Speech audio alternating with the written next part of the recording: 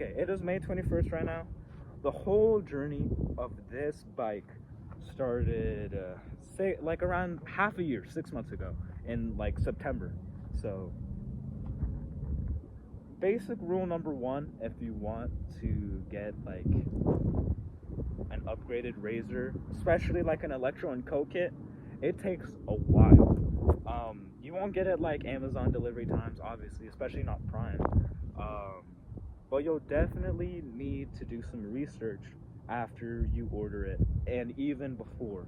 So, what I would recommend, like knowing before you buy a Razor kit, is if you think it's worth it to trade the size of a Suron for more power, it'll be faster than the Suron, but trade the size for a kid's bike.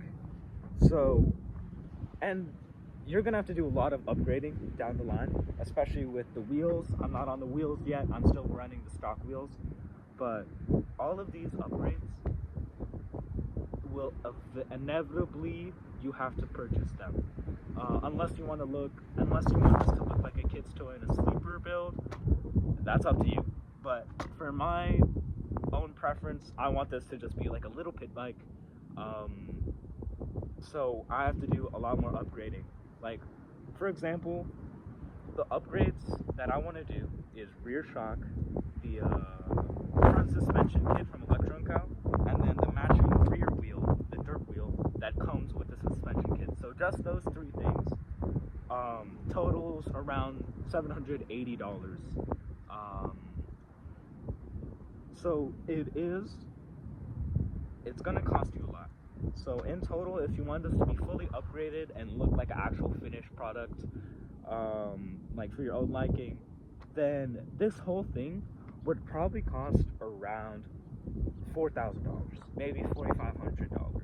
But that's still a good price because a lot of these other e-bikes can't go 60. They can't fit in the trunk of your car. They're not little. Every time you like think about this bike, how are you going to think of yourself seriously? That's the whole point of this bike, is just to have fun. The whole point of this kit is so you can just rip it through the trails, and maybe on street. I'm not really a street guy, but if you want to rip street, it's totally up to you. You can run supermotos too. That's probably going to cost you another $200. But yeah, just ripping through the trails, having fun. This is super worth it. If you want to wait 6 months, spend around at least $2,500 if you want to get the 14 kilowatt kit, a good battery with the kit, and also the bike. That's going to cost you around $2,500. But then with all the other upgrades, like you need to upgrade obviously the stock brakes, and then you also need to get the upgraded chain kit, and those two are also going to total around $130. So that's why it's going to be $2,500 if you are going to get like a 76 volt 24 amp hour. But it is super worth it.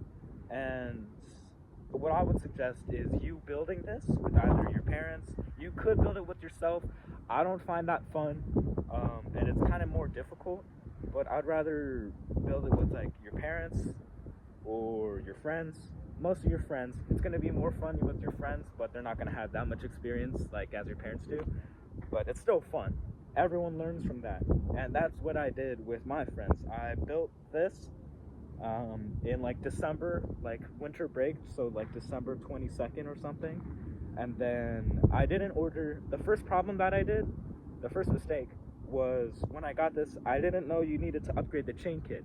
So you need to have this upgraded chain kit if you are running the 14 kilowatt kit, or else the chain will inevitably snap no matter how fast you're going. It's just because this little kid's bike chain will not handle that much torque, period. So when I built it, it immediately snapped like after the first day. So I had to wait for the chain kit, and that took another like 3-4 weeks, like a month. So I had that problem, and then this is kind of my user error. Both of them are user errors, kind of. But another one of my problems was I didn't get the rear wheel. I didn't install it properly, so it kind of flew off when I hit a bump going 30 miles per hour. So I hit a bump, and then the bracket for the rear brake, like right here, it snapped. So I had to order a new one. So I had to put this in repair.